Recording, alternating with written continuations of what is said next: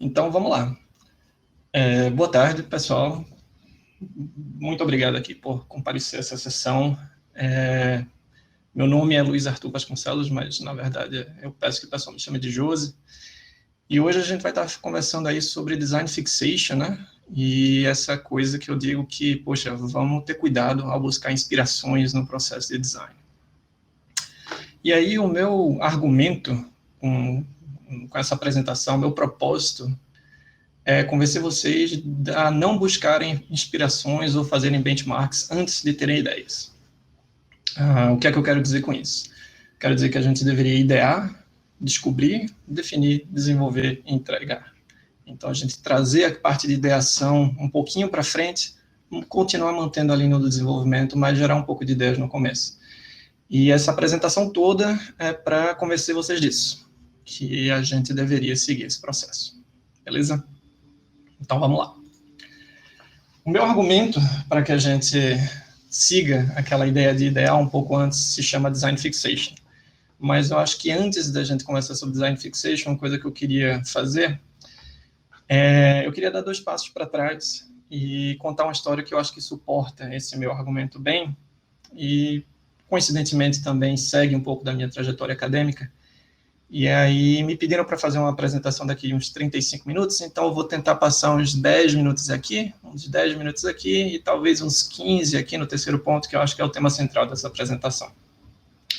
Então, voltando lá para o começo, antes de eu trabalhar como UX alguma coisa no mercado, eu fazia experimentos com pessoas, com humanos, e nada grave.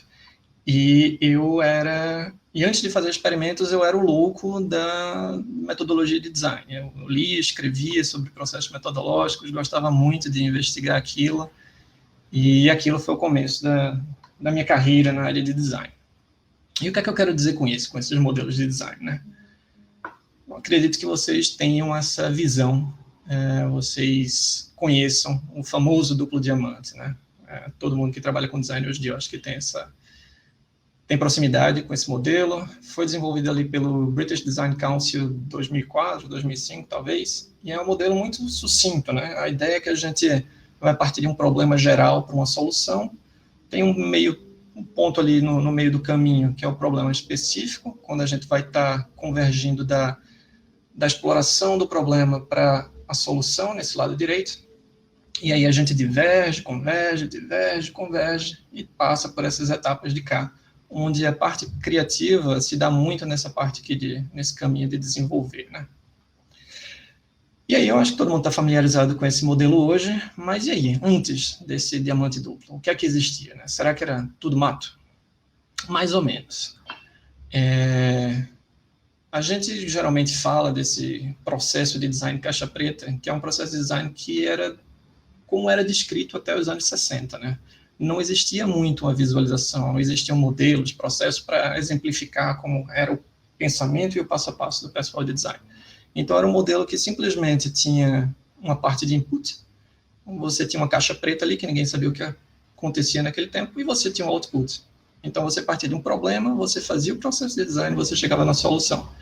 E, como vocês devem imaginar, isso não era muito útil, né? Saber que o processo de design era uma caixa preta que ninguém consegue enxergar o que tem dentro. Então, o que foi que mudou isso? Lá em 62, teve uma conferência de métodos de design. Essa conferência foi muito importante para a área de design, porque ela começou a sistematizar, o pessoal começou a discutir um pouco o que era fazer design, e os métodos começaram a surgir a partir daí.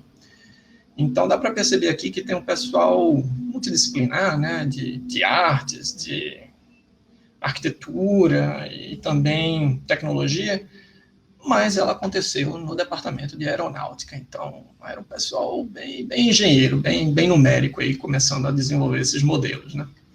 Não é à toa que a gente começou a ver coisas como isso daqui aparecendo logo depois da conferência. Então, um modelo super complexo aí, que tem várias etapas, mas principalmente 3 estágios aqui, né? Tem a fase 1, estudo de viabilidade, o design preliminar e o design detalhado, e um diagrama aqui super complexo, dizendo, e aí, deu certo, não deu, volta com vários loops, etc. Esse modelo surgiu de Morris Asimov, e é um dos mais detalhados, assim, né, que eu conheço. Mas foram surgindo outros. Então, Bruce Archer, por exemplo, gerou esse modelo sistemático em 64, que aí tem a parte que você primeiro faz um planejamento, você coleta dados, faz uma análise dos dados e sintetiza alguma coisa, desenvolve e comunica a solução. E aí tem os pontos de retorno, né? Se por acaso na síntese você não achou que ficou legal ali, você volta para coletar mais dados e tal. Outro modelo interessante, já começa umas propostas aí mais cíclicas, é um modelo icônico de Mesarovic, que surgiu aí também na década de 60, que já começa a trazer essas palavras que a gente usa bastante hoje ainda, né? Análise, síntese, avaliação, comunicação, então um processo cíclico que você sai do mais abstrato e vai para o mais concreto. Interessante, tem ali umas etapas ali no meio, ainda tem bastantes, né, momentos, etapas ali no meio dele.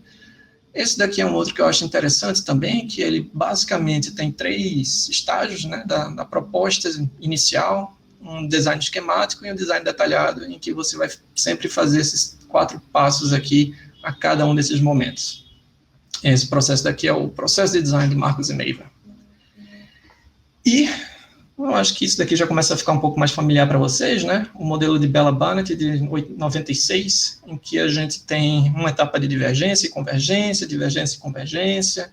Você está ali tratando ainda no nível do problema, você já está tratando no nível da solução. Não é à toa que dizem que o duplo diamante veio, né?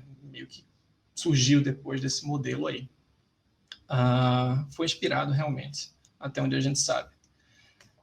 E tem vários outros modelos que eu poderia passar um bom tempo aqui apresentando para vocês, e talvez dizendo quais as características de cada um, porque eu gostava muito de fazer isso, mas não é a hora hoje, né?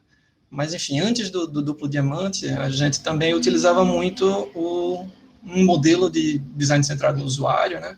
Tinha também um modelo de design de interação e vários outros possíveis, que era a forma que você argumentava ali o teu trabalho, né? Você escolhia um desses aí e seguia e bola para frente. Eu particularmente gosto desse daqui, que é o modelo de Cross.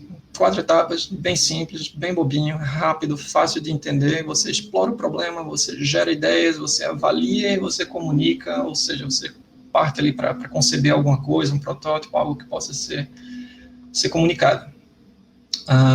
E eu até utilizei ele num experimento que eu vou mostrar mais para frente.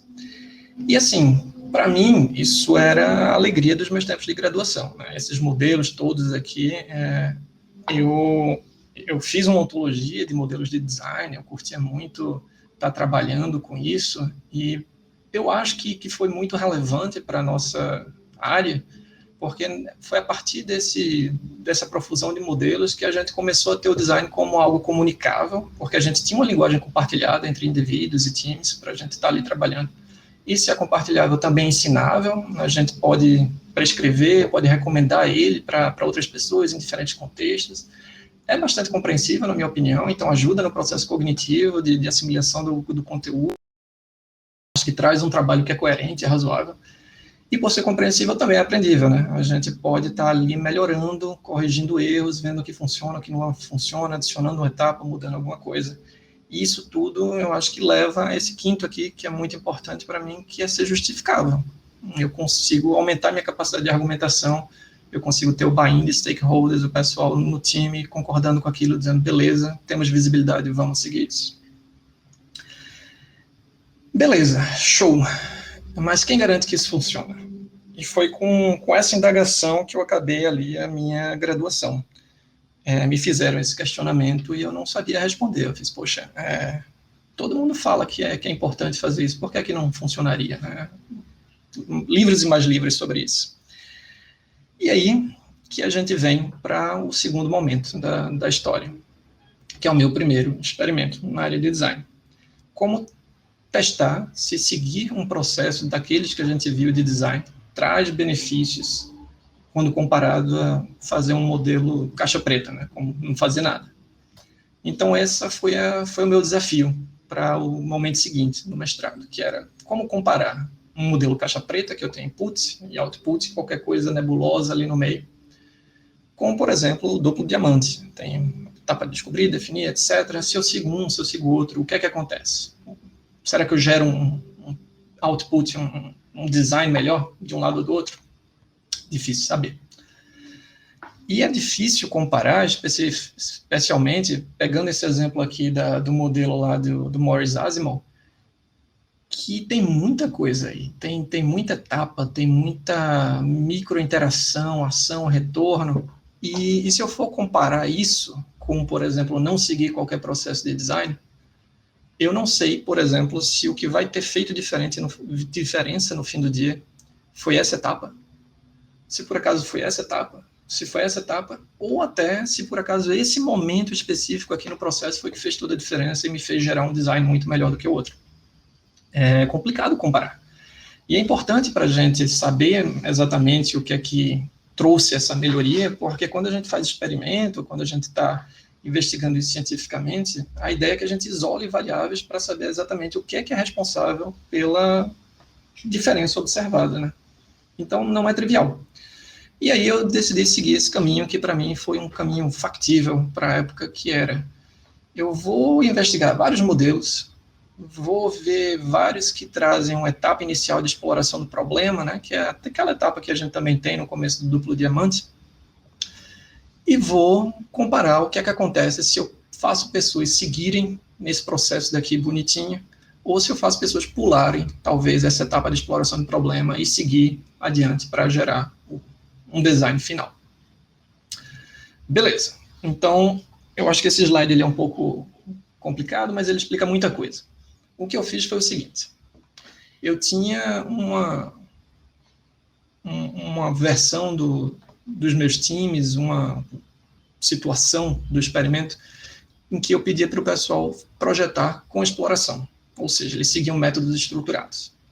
Eu tinha um outro grupo de pessoas que estava fazendo com exploração, porém com métodos aleatórios, e eu vou explicar essa diferença dos estruturados e aleatórios, e um outro grupo de pessoas fazendo sem exploração alguma, sem métodos, ou seja, o pessoal que ia lá, pulava a parte de exploração e ia gerar a ideia.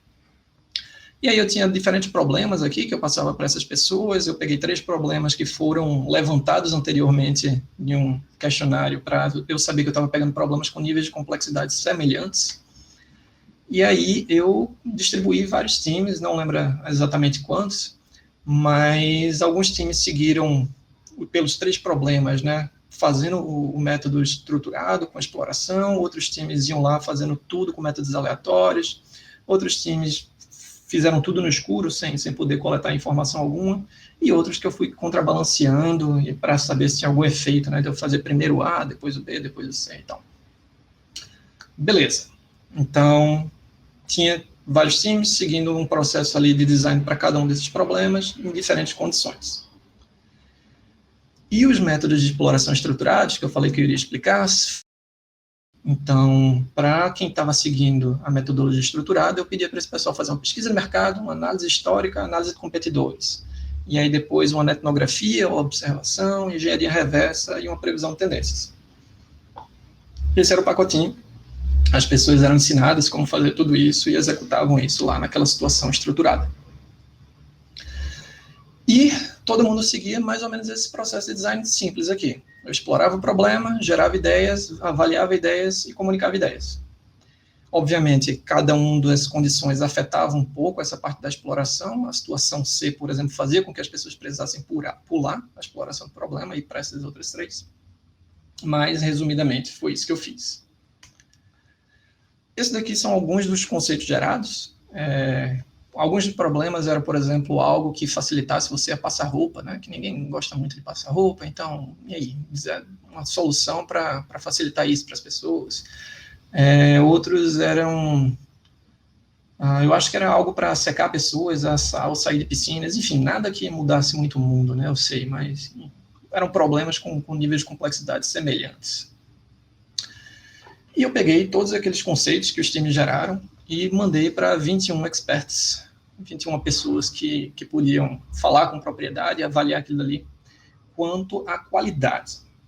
E na literatura a gente via que qualidade ela poderia ser quebrada em 3 eixos, né? O grau de novidade, de viabilidade e de adaptabilidade das soluções. Então eu fiz o pessoal avaliar de acordo com esses 3 eixos para eu ter um agregado aqui de qualidade para cada um dos conceitos. Resultados. Todo mundo gosta dos resultados.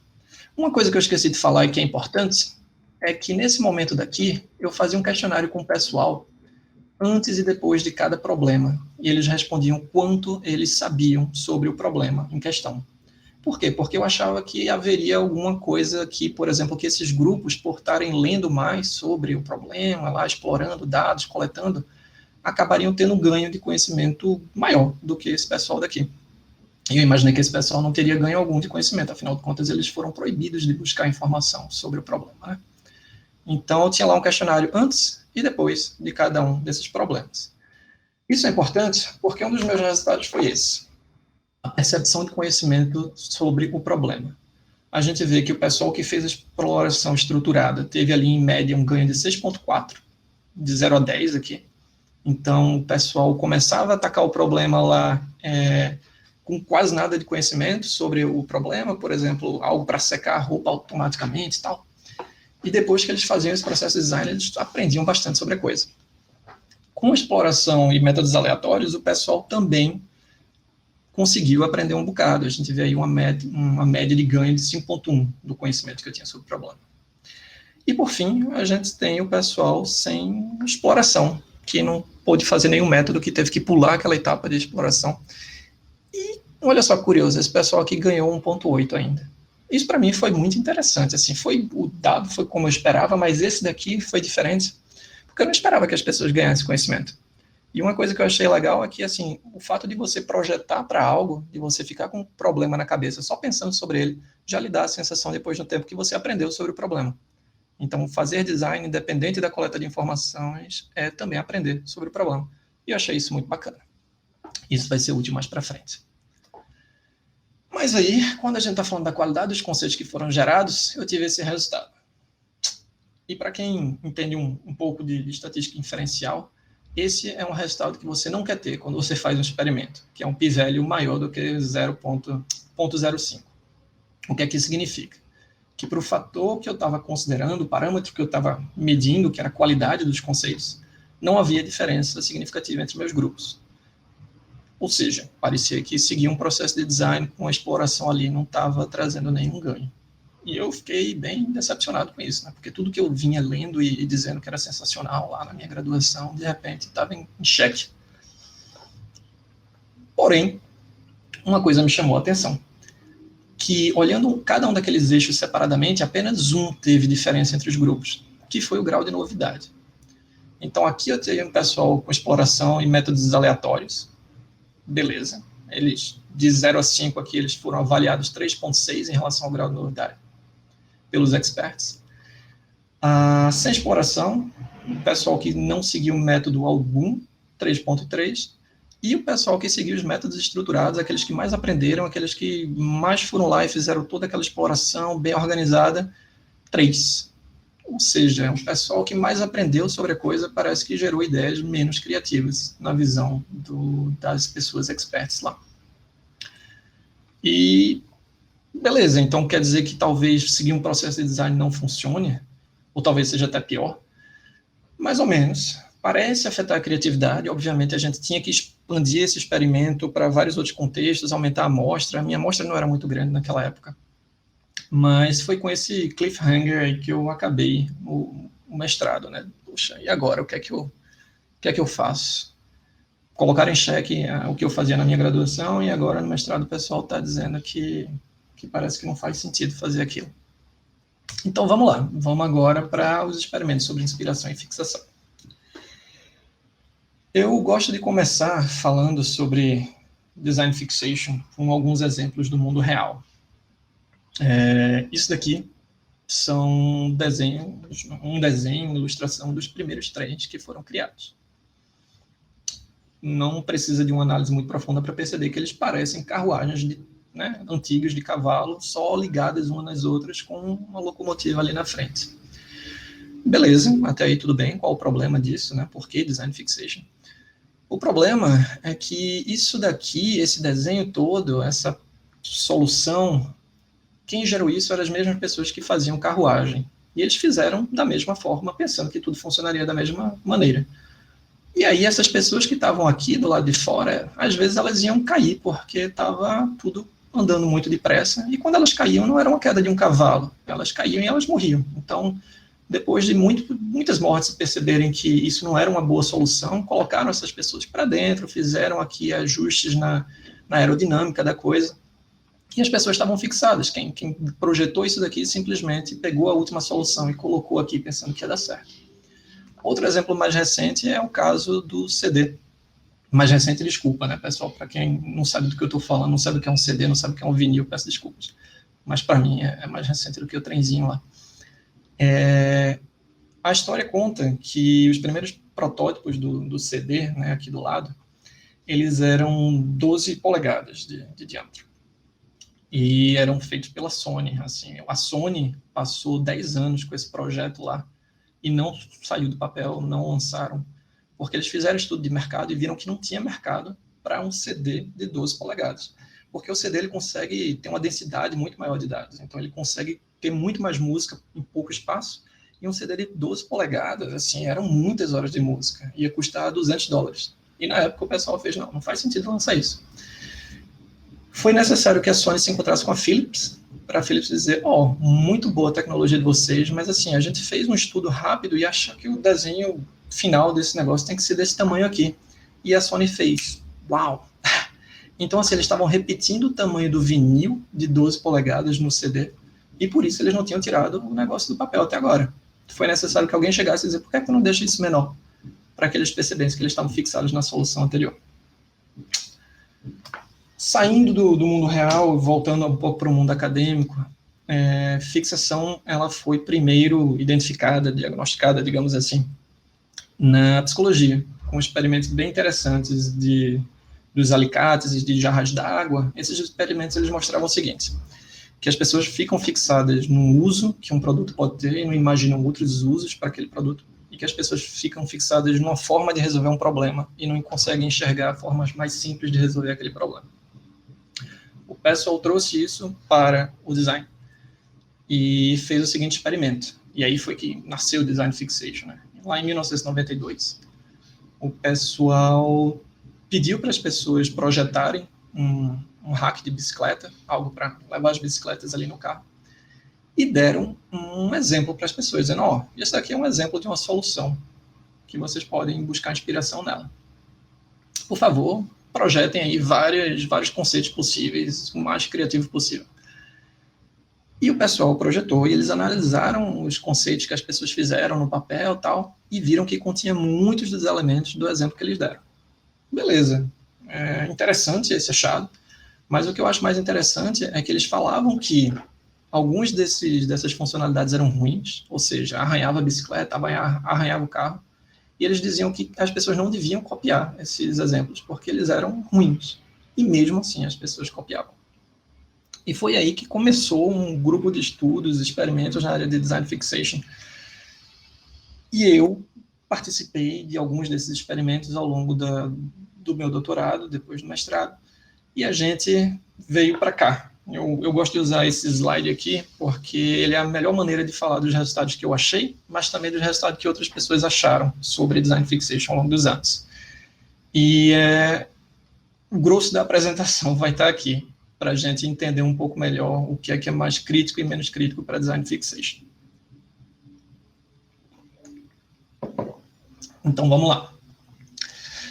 A gente viu que tinham dois grupos de fatores que influenciavam principalmente o efeito aí, e a gente conseguia colocar eles em aspectos dos estímulos ou exemplos que eram consumidos pelas pessoas antes de gerar ideias, e aspectos do processo que as pessoas seguiam.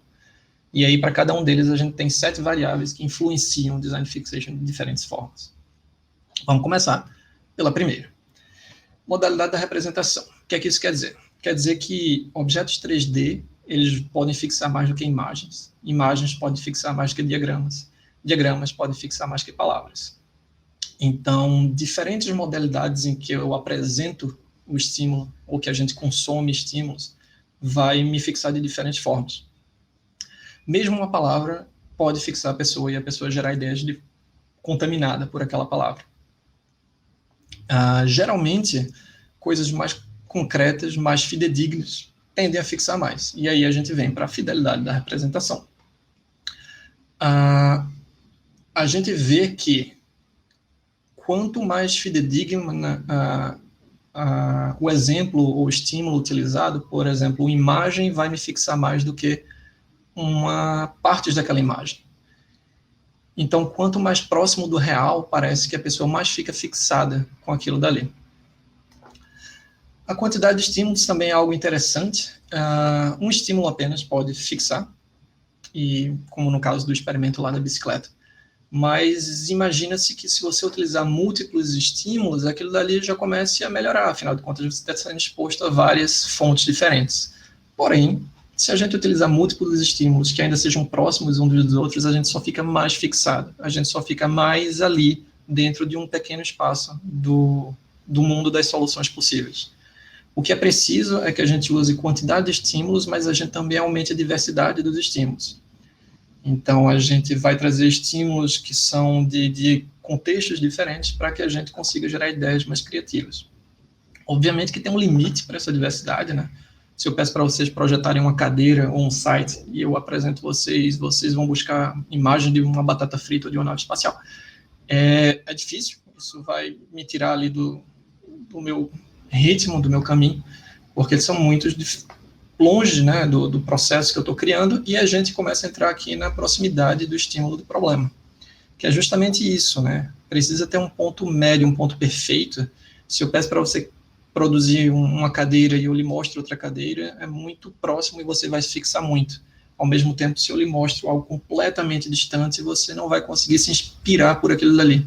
Então, tem que ser algo que se relacione de certa forma, mas que não seja nem muito próximo, nem muito distante. Em relação à novidade, a ideia que a gente achou aqui é interessante utilizar um mix de estímulos mais novos e mais comuns, porque os comuns geram um pouco de... é mais fácil de assimilar, mas os novos, eles criam esse contexto, tiram a pessoa do caminho mais trilhado, né? E então a recomendação é utilizar mistos e os novos tendem a ter um efeito melhor. E por fim, o momento dos estímulos. E aí a gente começa a entrar já naquilo com a qual eu comecei a apresentação, que é o seguinte: quanto mais cedo consumidos os estímulos, maior o efeito de fixação. Quanto mais cedo eu vou buscar inspiração, quanto mais cedo eu vou fazer um benchmark antes de gerar ideia, mais o efeito aquilo ali vai ter em mim.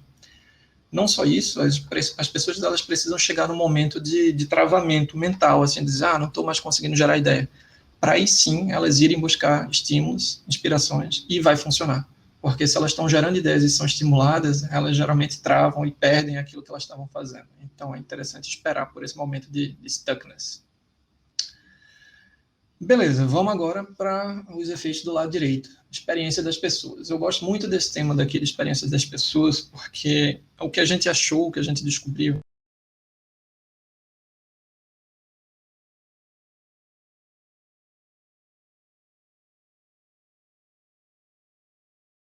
muito mais suscetível à sua própria fixação.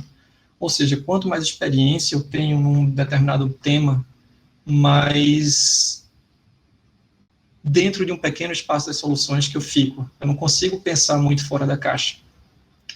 E vários experimentos foram feitos, né, comparando pessoas mais expertas com pessoas mais novatas ali, e as pessoas novatas davam de lavagem assim, na criatividade, nas soluções. E eu acho que também esse é um caso para explicar por que tantas empresas falham, né, na transformação digital, que são empresas que têm muito controle do processo, têm muita experiência no produto, na forma de produzir, e é isso, só enxergam aquilo, e aí precisam de um nudgezinho de fora para dizer, opa, olha esse lado de cá, o CD pode ser muito menor, vamos lá. A formação das pessoas também é bacana. É bacana porque eu sou formado em design, então isso me beneficia, né? Mas o que é que a gente achou? Que pessoas engenheiras, elas tendem a gerar ideias que são muito mais detalhadas, muito mais viáveis, mas muito menos criativas do que pessoas designers. Então, a formação das pessoas também influencia o quão propensas à fixação elas podem ser.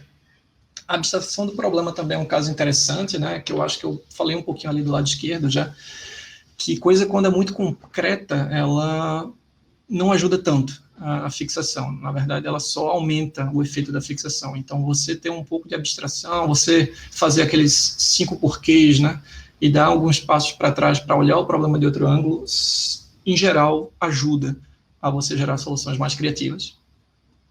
O tempo total disponível é uma coisa que também faz toda a diferença, porque quanto menos tempo, mais difícil de você gerar ideias, né, criativas, distantes de onde você começou, fora da caixa.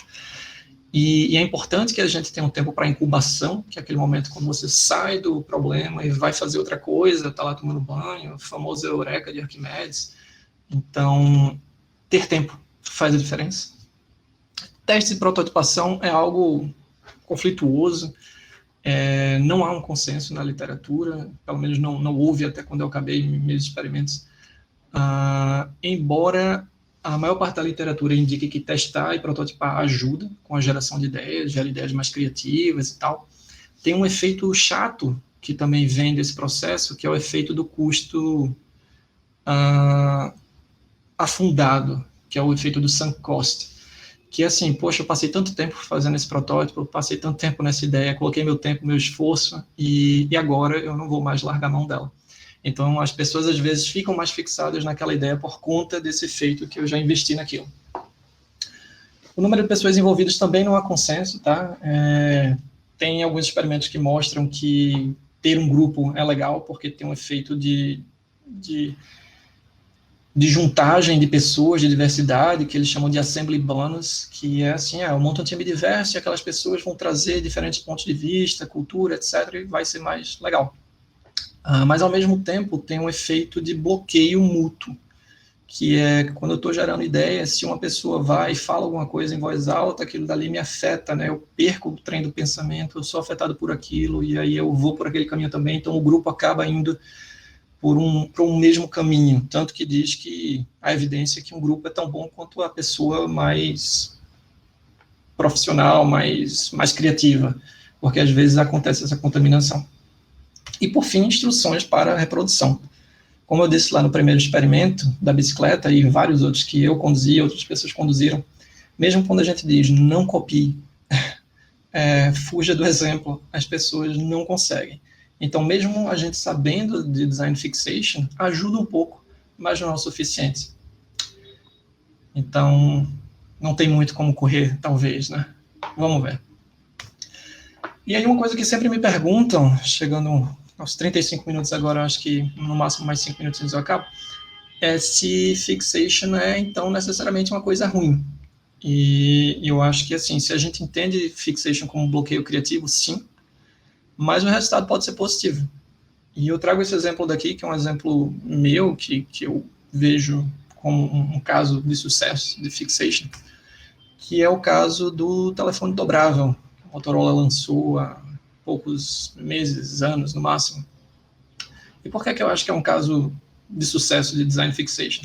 A Motorola sempre foi muito conhecida por fazer esse telefone do tipo clamshell, né, que é tipo uma concha, assim, você fecha e provavelmente algumas pessoas aqui mais velhas já tiveram o Razor, né, o Razor, aquele telefone que era mais super chique na época. E a Motorola fez muito telefone desse que se fechava assim. E ela meio que ficou parada no tempo lá na época. O pessoal de repente desenvolveu um telefone que era um tijolinho chamado iPhone, que ditou a regra para os próximos, e a Motorola insistiu lá naqueles telefones. Então, acabou perdendo muito mercado por isso. E aí, muitos anos depois, o pessoal começou a fazer telefones dobráveis e estava todo mundo fazendo um telefone que virava algo muito maior, virava um tablet. Mas as pessoas não queriam isso, as pessoas queriam um telefone que ficasse menor. E a Motorola utilizou o conhecimento de dobradiças e toda essa parte histórica que ela já tinha desse modelo, desse design, e fez um telefone que ele dobrava no meio e ficava bem pequenininho. E ganhou vários prêmios na época de design. Então, talvez aí fixation tenha trazido um resultado positivo para a empresa. E aí, outras formas de entender design fixation, de usar design fixation para o bom proveito, são esses 3 conceitos que eu trouxe na minha produção acadêmica, que é a gravidade conceitual. Então, quando a gente usa conceitos próximos uns dos outros e exemplos, eu tendo a fixar as pessoas cada vez mais em torno daquele espaço ali. O que é que isso significa? Que eu posso fazer com que as pessoas explorem muito bem um determinado espaço das soluções, se eu der exemplos vários que sejam próximos uns dos outros, em vez delas explorarem de forma mais rasa. Então, se eu quero uma exploração bem profunda, eu posso intencionalmente fixá-las. Ao mesmo tempo, eu posso intencionalmente fazer com que elas não percorram um caminho que eu não quero que elas percorram. Eu acho que meu experimento, durante a minha cocriação ali, eu sei que já existe um competidor que faz uma coisa aqui, então eu já não dou aquele exemplo para as minhas pessoas para que a gente não explore aquele caminho, porque eu acho que aquele caminho já está ocupado. Então eu faço com que as pessoas se divirjam do caminho, né? E por fim, essa ideia que eu trago que, poxa, se a gente sempre vai se fixar, se sempre uma palavra, uma imagem vai deixar a gente fixado, vamos gerar algumas ideias antes da gente se contaminar, antes da gente ir lá e buscar informações, antes da gente fazer benchmark, etc. E aí, voltando para aquele slide lá de onde a gente começou, o meu argumento, e eu espero ter convencido vocês que isso é uma boa prática, não busquem inspirações ou façam benchmarks antes de terem ideias. Vamos ter um pouco de ideias e depois vamos seguir o processo tal qual de descoberta, definição, desenvolvimento e entrega. Ou, se eu posso ser um pouco mais explícito aqui, a minha proposta do duplo diamante com filhote. O que é que isso significa? A ideia é que a gente gere algumas ideias e reflita sobre essas ideias aqui. Então, a gente parte de um problema geral. E nesse momento, se a gente lembra lá do que eu aprendi no mestrado, sobre aquela parte de quando eu projeto para um problema, eu aprendo um pouco sobre ele, independente de eu buscar informações, eu vou ter esse problema atualizado na minha cabeça. Eu já vou ter uma visão diferente, atualizada daquele problema, para aí sim eu seguir o processo de descoberta, definição, desenvolvimento e entrega, com exploração e síntese, com ideação e iteração. Então essa é a minha recomendação para um processo de design que eu acho que pode ser mais útil e que gere menos fixation. E é isso. Queria agradecer a presença de todo mundo, espero não ter colocado ninguém para dormir. Ficaria muito feliz agora de responder algumas perguntas e bater um papo com quem pudesse participar.